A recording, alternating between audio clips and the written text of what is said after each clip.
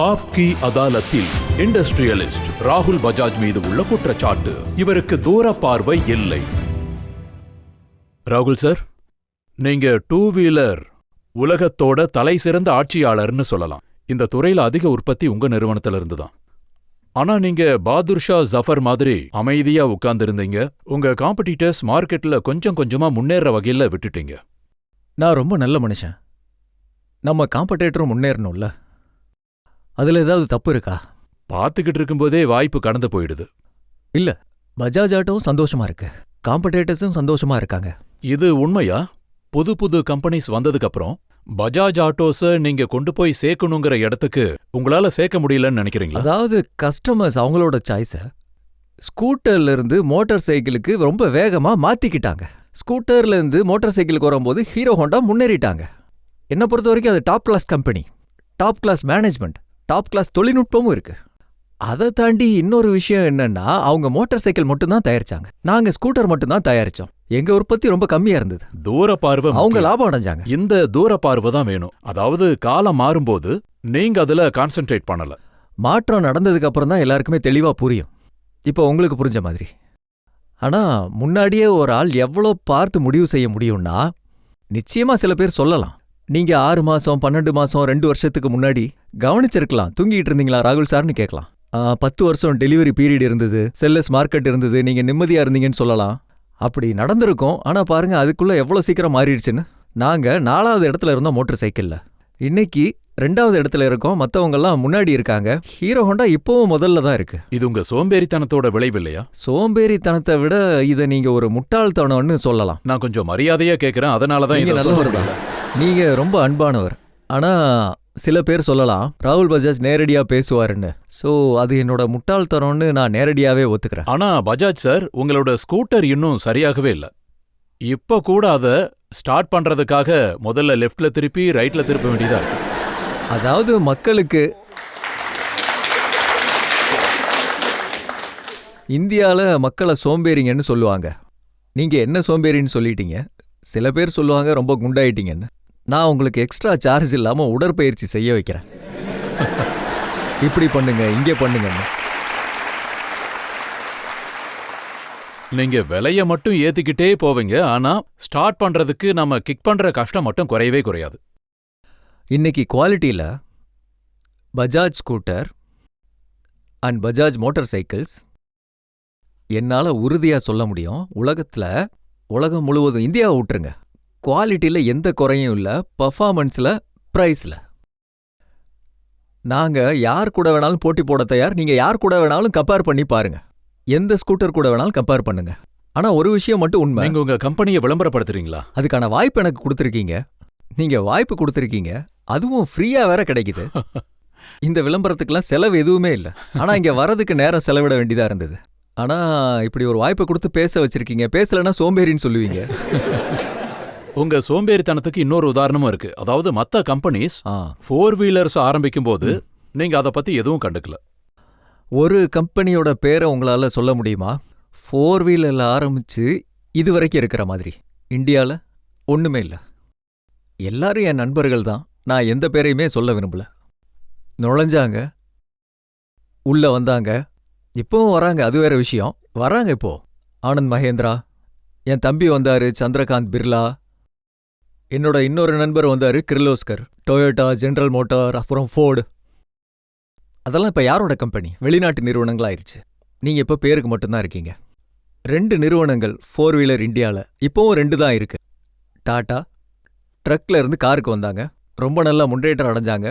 முதல்ல ரொம்ப கஷ்டப்பட்டாங்க, ஆரம்பத்துல கொஞ்சம் கஷ்டப்பட்டாலும் இப்ப சிறப்பா வளர்ந்துருக்காங்க.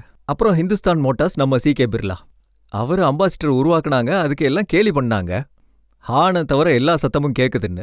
அது ஒன்றும் அவ்வளோ மோசமான வண்டி இல்லை. நானும் ஒரு காலத்தில் அதுக்கு போர்டு மெம்பரா இருந்திருக்கேன். இந்த 2 நிறுவனங்களை தவிர மற்றவங்க எல்லாமே வெளியில போயிட்டாங்க. எங்க ஜட்ஜ்மெண்ட், மறுபடியும் எனக்கு ஒரு வாய்ப்பு கிடைச்சது எங்களோட விளக்கத்தை சொல்ல. அதுதான் சரியான தீர்மானம். எனக்கு இந்த விஷயம் சரியாவே தெரிஞ்சது. நான் அதை பத்தி ஸ்டடியும் பண்ணேன். ரெனால்ட்ல பேசினேன், ஃபியூஜில பேசினேன், ஹுண்டாய், ஹோண்டா, டொயோட்டா எல்லாத்திட்டையும் பேசினேன். அதை விட அதிகமா கிரைஸ்லர்கிட்ட பேசினேன். ஆனா இதெல்லாம் ஸ்டடி பண்ணி எனக்கு ஒரு விஷயம் தெரிஞ்சுது. இந்தியால உள்ள கார் நிறுவனங்கள்ல வெளிநாட்டுக்காரங்க தான் ஆதிக்கம் பண்றாங்க. உங்களுக்கு சாலை அனுபவம், டூ வீலர்ஸை உருவாக்குற அனுபவம் எல்லாம் இருந்தது. மக்களோட சப்போர்ட்டும் உங்களுக்கு கிடைச்சது. அப்படி இருக்கும்போது உங்ககிட்ட தானே எதிர்பார்த்திருப்பாங்க. நீங்க ஃபோர் வீலர் மார்க்கெட்டுக்கு வரணும், மக்கள் பயனடைகிற மாதிரி காரை உருவாக்கணும்னு நினைச்சிருப்பாங்க. இல்ல, நான் நிறைய கேட்டிருக்கேன். மக்கள் இதுவும் சொன்னாங்க.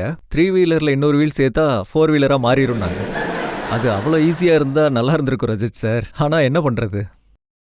நான் என்ன நிகழ்வை பார்த்து நம்பிக்கை வைக்கிற ஒரு ஆள்னு தான் சொல்லுவேன். ஆனா இப்போ நிஜத்தை புரிஞ்சுக்கிட்டு நம்புற ஆள். அதாவது எதிர்மறையா இருக்கிறது ரொம்ப தவறான விஷயம். நம்பிக்கை உடையவரா இருக்கணும். ஆனா அது யதார்த்தத்தை மறந்து கனவு உலகத்துல இருக்கிற மாதிரி ஆயிடக்கூடாது. கடவுள் அருளால எனக்கு சிந்திக்கிற விவேகம் நல்லா இருக்கு. ராகுல், நீ சோம்பேறியா இருந்தாலும் பரவாயில்ல, காருக்குள்ள போகாதன்னு சொல்லிட்டார். நீ 2 வீலர்லயே இரு. இப்போ ரஜித் சர்மா சார் கார் வாங்குறாரு. ஆனா இந்தியால இருக்கிற middle class, lower middle class ஏழைங்க 2 வீலர் வாங்குவாங்க. ராகுல், நான் உன்னை இந்த நாட்டுக்கு அனுப்புனது இவங்கள பத்தி யோசிக்கிறதுக்காக, ரஜத் சர்மா மாதிரி ஆளுங்களை யோசிக்கிறதுக்கு இல்ல.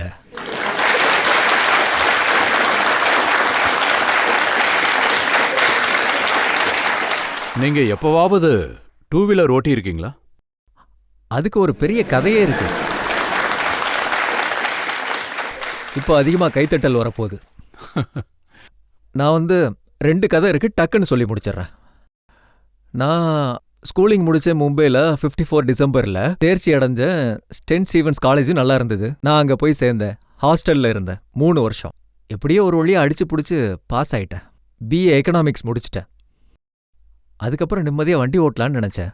3 வருஷம் பஜாஜ் ஸ்கூட்டர் ஓட்டினேன். ஆனால் அதை சொல்லியே ஆகணும். 55லேருந்து 58 வரைக்கும் அதை வெஸ்பான் தான் சொல்லுவாங்க. அதுக்கப்புறம் 61லேருந்து தான் பஜாஜா மாறிச்சு. 3 வருஷம் ஓட்டினேன். அப்பா சொன்னார், வண்டி எல்லாம் உனக்கு எதுக்கு, நோ வண்டி. அப்போதைக்கு அது ஓகேன்னு தான் தோணுச்சு. அதுக்கப்புறம் மும்பைக்கு வந்தேன்.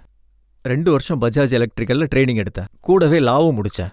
அதுக்கப்புறம் ஹார்வர்டு பிஸ்னஸ் ஸ்கூலில் நான் MBA படிக்கும்போது, அதுக்கு முன்னாடி எங்களோட 2 ஸ்டீல் கம்பெனி இருக்கு. குர்லால முக்குந்துங்கிற நிறுவனம். நாங்கள் சவுத் பாம்பேல இருந்தோம். அங்கிருந்து சுமார் 15லேருந்து 20 கிலோமீட்டர் தூரம் இருக்கும். ட்ரைனிங்க்கு நான் 2 வருஷம் போய் தான் ஆகணும். வேற வழியே இல்லை. அப்போ எனக்கு 22 வயசாயிருச்சு.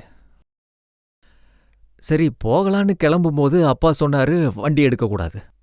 வண்டி எடுக்கக்கூடாதுன்னா ட்ரைனிங்க்கு போகணுமே. சரி, 3 வருஷம் தானே, ஸ்கூட்டர் எடுத்துக்கிறேன்னு. அம்மா சொன்னாங்க, ஸ்கூட்டர் வேண்டாம், அது ரொம்ப ரிஸ்க்குன்னாங்க. நீ பஸ்ல தான் போகணுன்னாங்க. நான் சொன்னேன் எனக்கு பஸ் வேண்டான்னு. அப்பா கார் வேணான்ட்டாரு, அம்மா ஸ்கூட்டர் வேணான்ட்டாங்க, நான் பஸ் வேணான்ட்டேன். நிலைமை ட்ரைனிங் போகாத மாதிரி ஆயிருச்சு. இன்னைக்கு நான் இங்கே வந்திருக்க மாட்டேன். அதுக்கப்புறம் நான் அம்மா கிட்ட போய், அம்மா நம்ம 2 வீலர் தயாரிக்க போறோம்மா, நீயே ரிஸ்க்குன்னு சொன்னா அது ரிஸ்கா இருந்தாலும் இல்லைனாலும் அப்படி சொல்லக்கூடாதுல்ல. அதனால 2 வருஷம் ஸ்கூட்டர்ல ட்ரைனிங் போனேன். 3 வருஷம் டெல்லி ஸ்டென்ட் ஸ்டீவன்ஸ்க்கு போனேன். கர்நாட் பிளேசஸ்க்கு அப்பப்போ சுத்திட்டு வர போவேன். அதுக்கப்புறம் 2 வருஷம் நான் குர்லால ஸ்கூட்டர் ஓட்டியிருக்கேன். நீங்க எத்தனை வருஷம் ஓட்டியிருக்கீங்க?